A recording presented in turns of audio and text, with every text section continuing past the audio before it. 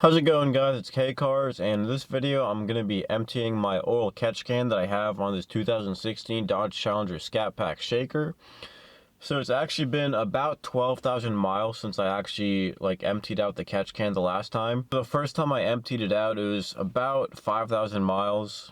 So it wasn't that full. So I decided to wait a little bit longer, like I said, 12,000 miles this time. So the catch can that I have is the Billet Technology catch can with the Z bracket, like the standard color, like the silver aluminum color or something like that, with like the standard PCV line.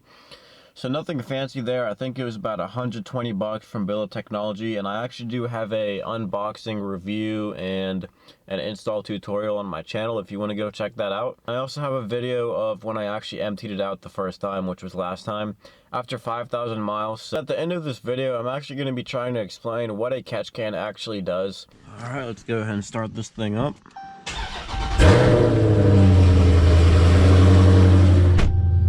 Honestly, guys, that sound never ever gets old. And I've actually been driving this car quite a bit now.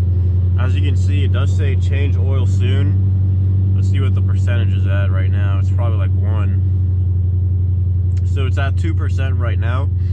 And I'm planning on making next week's video an oil change tutorial.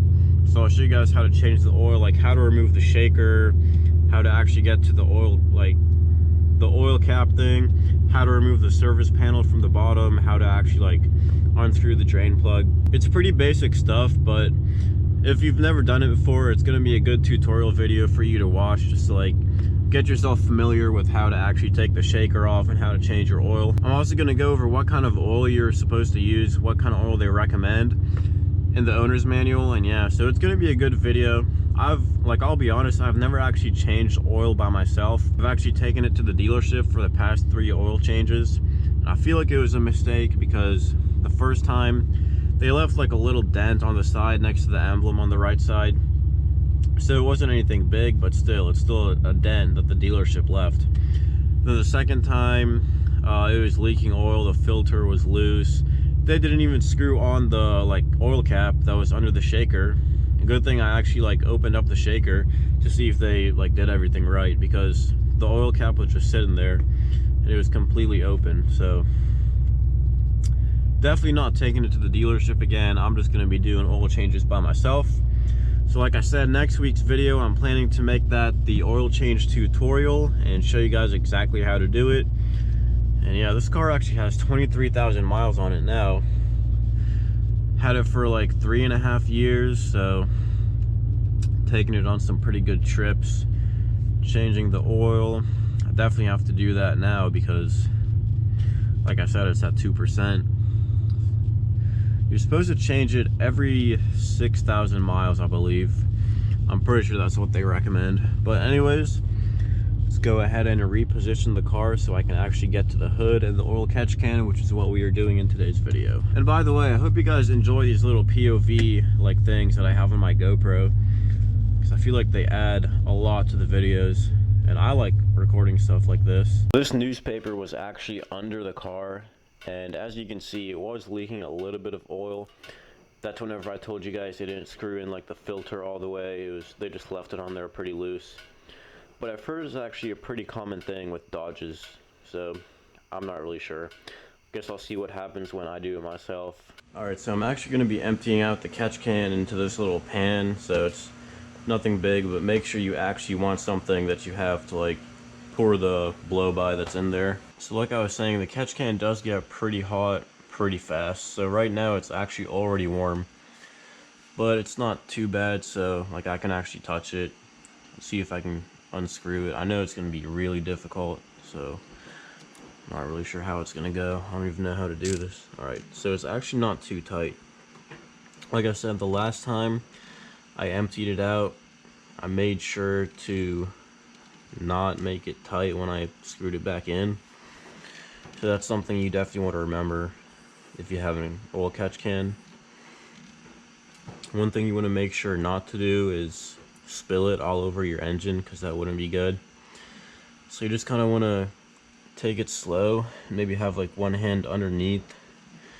It's kind of what I'm trying to do. It's really hard to get your hands in here when it's so everything in here is so tight.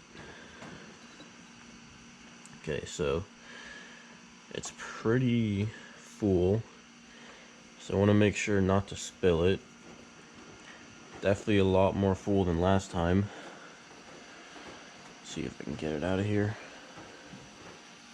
Okay.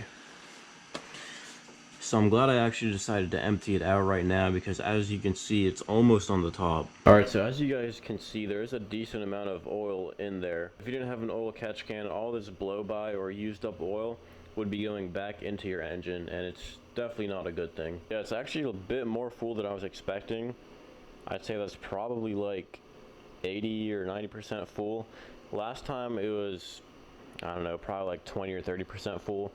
But like I said, this is after about 12,000 miles. So the last time I emptied it out, it was after 5,000 miles. So it's over double that. So you would expect it to have over double the blow-by inside the catch can. So I'm actually glad I did decide to empty it out right now, because if I didn't and it started overflowing, I'm actually not sure what would happen, but it probably wouldn't be good. Yeah, let's go ahead and empty out all this blow-by into this pan right here.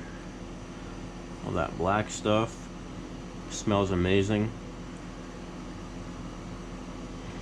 See if I can get like a paper towel to clean this thing up inside.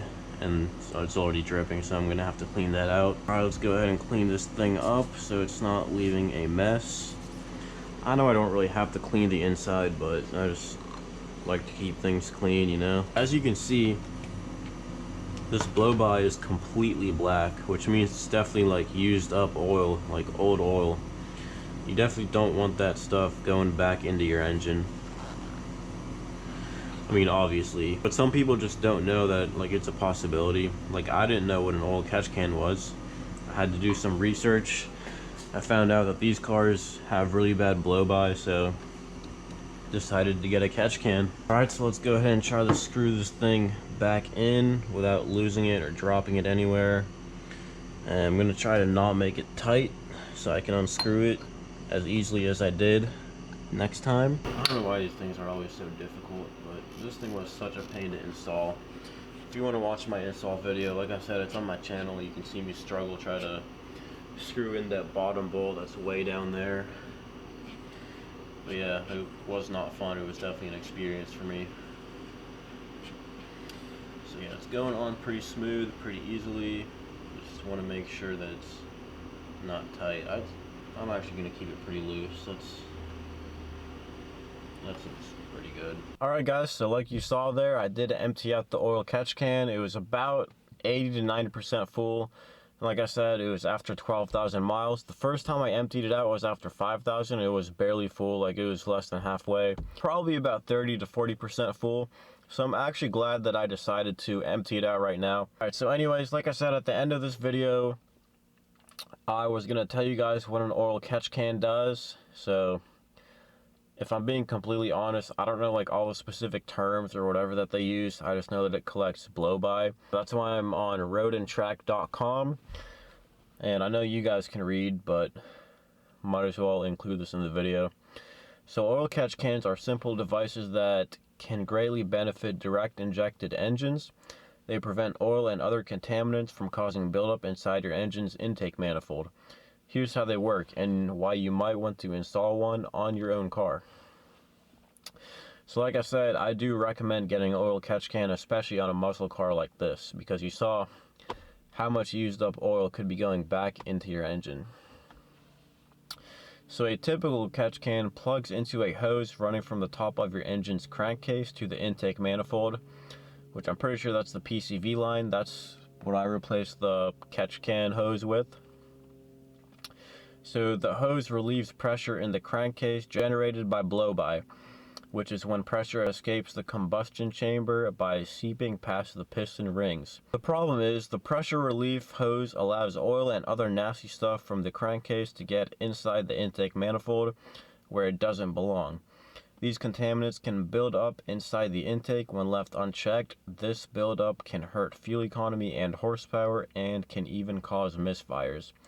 So obviously that's what a catch can prevents. Also, Engineering Explained has a really good video explaining exactly what an oil catch can does. If you want to learn more about what it does, he will definitely do 1,000 times better at explaining it than me. Because like you saw there, I was just reading off the website. If you guys enjoyed this video, make sure to like, comment, and subscribe, and give me some more video suggestions for videos you would like to see in the future. And as always, thanks for watching.